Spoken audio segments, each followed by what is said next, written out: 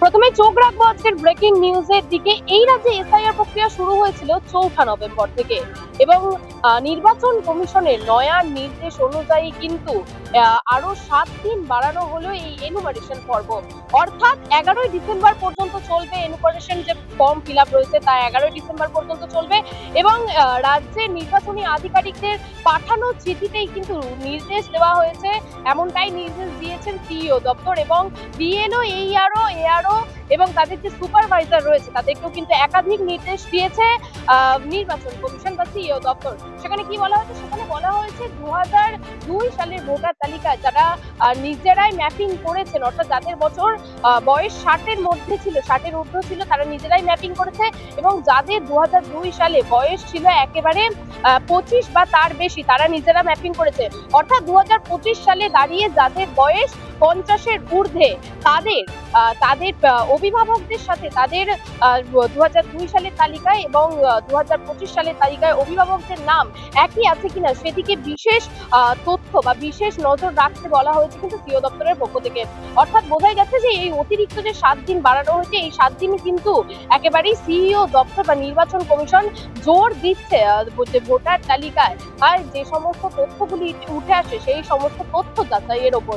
এবার আসি পরবর্তীতে, সেখানে কি বলা হয়েছে যে যেসব পোলিং সিস্টেম, অর্থাৎ যেসব পোলিং সিস্টেমে 0 থেকে 20 পর্যন্ত আনকালেক্টেড ফর্ম, অর্থাৎ 11ই ডিসেম্বর পর্যন্ত যেসব এনুমারেশন ফর্মগুলি জমা পড়বে না সেগুলিকে আনকালেক্টেড ফর্ম হিসেবে ধরা হবে এবং সেগুলিকে কিন্তু বিশেষ নজরদারি চালানো হবে যে বিএলওরা সেই সঠিক তথ্য যাচাই করছে কিনা বা সঠিকভাবে সেই এনুমারেশন তথ্য তুলেছে কিনা তার উপরেও কিন্তু বিশেষ নজর দেওয়া হবে।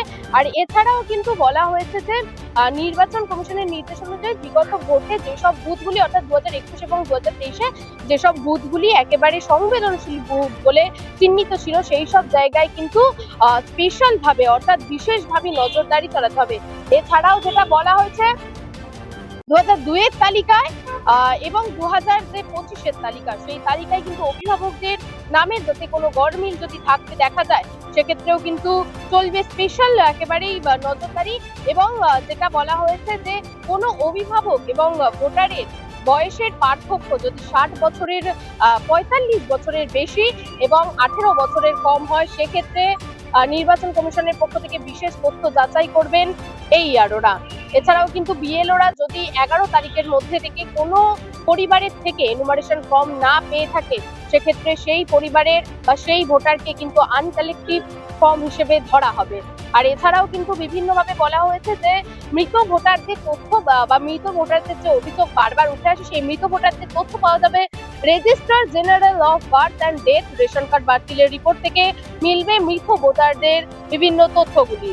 এছাড়াও কিন্তু আরো বলা হয়েছে যে 11ই ডিসেম্বর পর্যন্ত যদি সেই তথ্য, অর্থাৎ এনুমারেশন ফর্মের না মেলে সেগুলিকে আনকালেক্টেবল ফর্ম হিসেবেই ধরা হবে। এছাড়াও বিভিন্ন নির্দেশ জারি করেছে কিন্তু নির্বাচন কমিশন।